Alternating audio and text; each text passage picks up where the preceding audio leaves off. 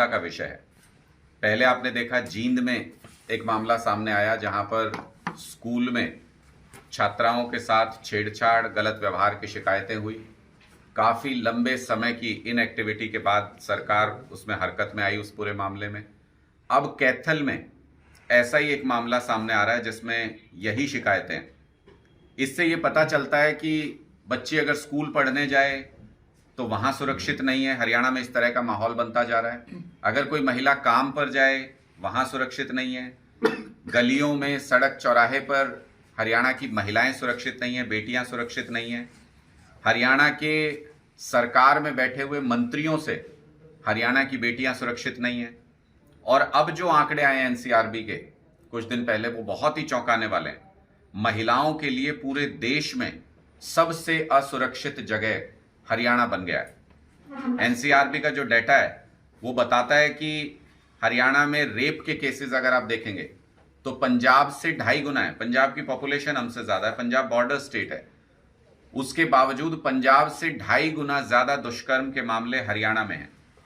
अगर आप देखेंगे किडनैपिंग के केसेस तो पंजाब से 2 गुने से भी ज्यादा केसेस हरियाणा के अंदर। ये शो करते रहो। देखिए, अगर मैं आपकी बात को मानूं तो ये बहुत ही शर्मनाक है।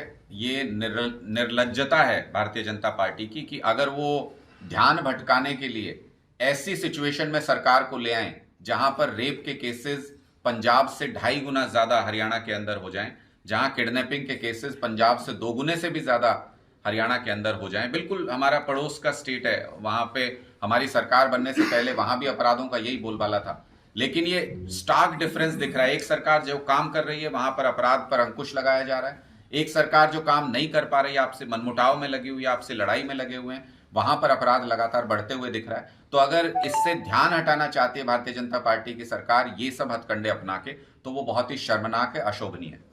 का मामला स्कूल छात्राओं का जिक्र किया है, पहले जींद, पहले हिसार भी था, अब कैथल, आगे न जाने कितने। इस तरह का क्या कोई षड्यंत्र या कोई गिरोह सक्रिय नहीं है? देखिए, मुझे लगता है कि कानून का काम सिर्फ अपराध को रोकने भर तक सीमित नहीं होता है, बल्कि एक मैसेज देने का भी कानून का काम है कि अगर कोई अपराधी अपराध करेगा तो वो बचेगा नहीं। अगर अपराधियों के बीच में ये मैसेज होता है कि सरकार कुछ काम नहीं कर पा रही है, अपराधियों को पकड़ नहीं पा रही है, सरकार का इकबाल बुलंद नहीं है, तो अपराधियों के हौसले बढ़ते जाते हैं और अपराध भी बढ़ता जाता है।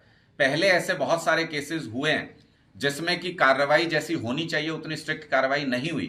इस वजह से ऐसे अपराधियों का हौसला बढ़ता है, ऐसे लोगों का हौसला बढ़ता है और इस वजह से ऐसे अपराध बढ़ते हैं। अगर सरकार स्ट्रिक्टली ऐसे सभी केसेस के ऊपर कार्रवाई करे, अगर सरकार ने अपने उस मंत्री को बर्खास्त कर दिया होता जिसके ऊपर महिला उत्पीड़न का, महिला से छेड़छाड़ का आरोप है, चार्जशीट फाइल हो चुकी है, तो फिर नीचे तक मैसेज जाता कि महिलाओं के खिलाफ अपराध बर्दाश्त नहीं करेगी भारतीय जनता पार्टी की सरकार। लेकिन ऐसा हुआ नहीं।